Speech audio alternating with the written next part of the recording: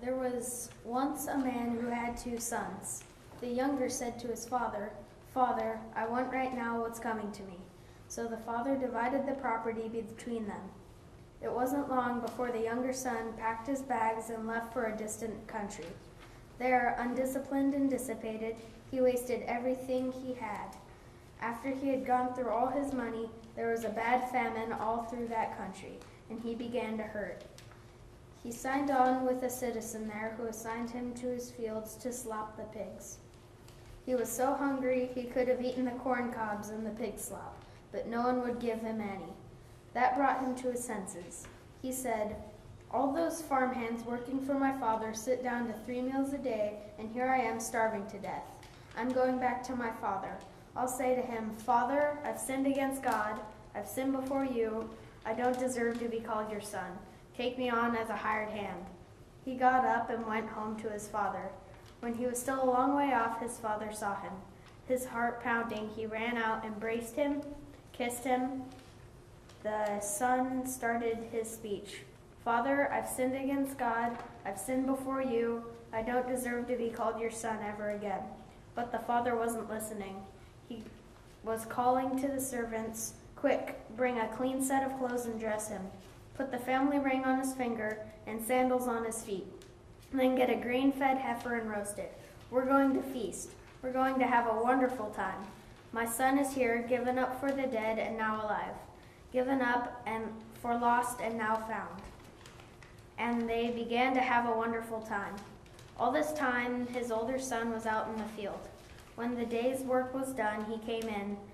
As he approached the house, he heard the music and dancing, calling over one of the houseboys. He asked what was going on.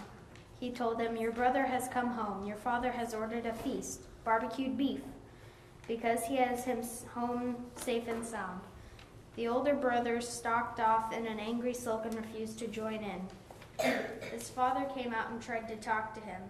The son said, "Look how many years I've stayed here serving you, never giving you one moment of grief, but have you ever thrown a party for me and my friends?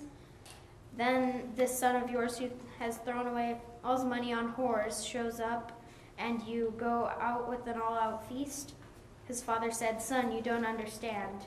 You're with me all the time, and everything that is mine is yours. But this is a wonderful time. We had to celebrate. This brother of yours was dead, and he's alive. He was lost, and he's found."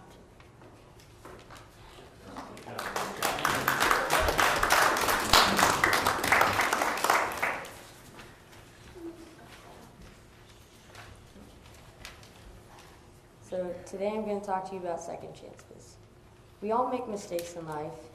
You all know I've made a fair amount of mistakes in my life in my 14 years. But remember, no matter how bad you mess up, God will always give you a second chance. The Luke 15:11 through 32 Bible verse that Jamie just read is known as a parable.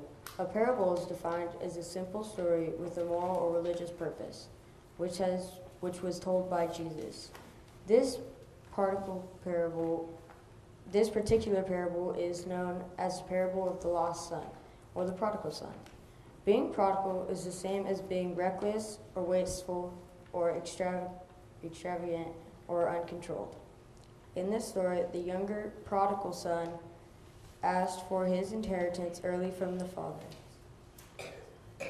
His father gives him all of his inheritance, and then he runs off and parties like crazy and blows everything.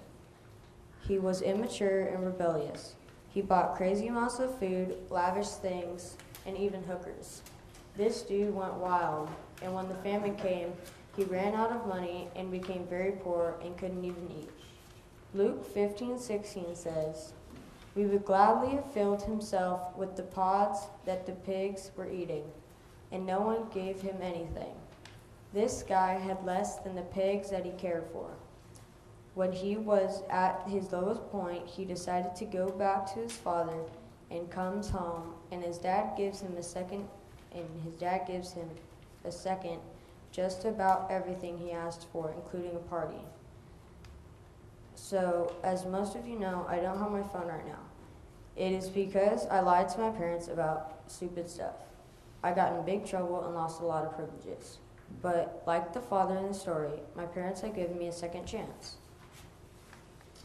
As teenagers, we hope that our parents will be as forgiving as the father in the prodigal son parable. When we make mistakes, we hope they will give us a second chance.